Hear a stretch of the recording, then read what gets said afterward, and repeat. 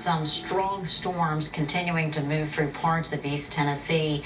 Heavy downpours, gusty winds, some power outages. You can see lightning there too. Going to continue into the overnight hours. Todd joining us with the very latest. Yeah, it's unfortunately flash flooding is an ongoing concern as we have a flash flood warning in place for Anderson and Knox County till 1:30. Reports of Stanley Road near the Anderson-Knox County line, just inside Knox County, completely flooded.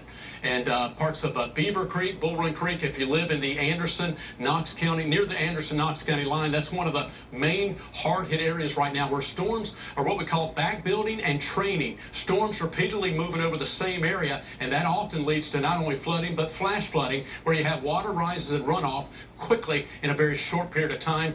Dangerous conditions. Turn around. Don't drown if you encounter flash flooding and flooded roads. This is the type of scenario that flooded roads could definitely cause some issues. All right, again, we're doing a weather Facebook Live on our WBIR weather Facebook page. You can continue to join our live stream there, and we'll continue to keep you updated right here on Fox 43, the very latest. That's the flash flood warning, Anderson, Knox County till 1:30. Storms are moving east-southeast slowly and back building from where they originate, from the Cumberland Mountains in Anderson County and right into Knox County. So there's the flash flood warning again until 1:30. Doppler radar estimating over 2.5 inches of rain over the last 2 hours now.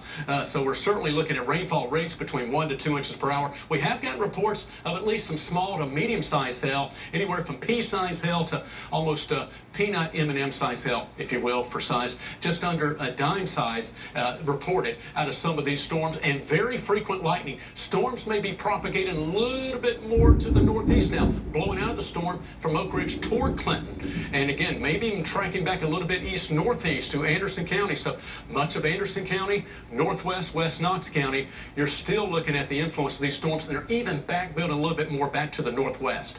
So ongoing concerns for flash flooding, little to no movement basically from these storms. Now again, our high-res model, notwithstanding the storms we're looking at right now, the main line is going to be moving in between midnight and about 2 a.m. So once we get just past midnight, the main line of showers and storms will move out of Kentucky into East Tennessee. And there's the 2 to 4 a.m. making its way through the valley. Will likely slowly weaken between 4 and 6 a.m. But overnight, additional showers and storms with heavy rainfall and possible flooding.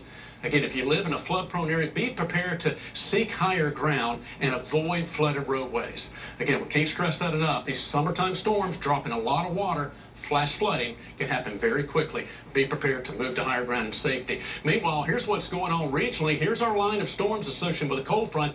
That front's going to move in after early morning thunder showers. We'll get a break midday. More storms can redevelop Knoxville southward in the afternoon and evening. And then we're going to dry out by Friday with lower humidity, and into the upcoming weekend, we're looking at mostly sunny skies. Hot and dry weather will continue be with us for the weekend as I go ahead and show you that 7-day forecast. Again, mid-90s expected with dry weather through the weekend. Beth, we're going to keep you updated on the current storms making their way through the region. All right, you've been continuing to do that tonight. Thank you. We appreciate all the updates.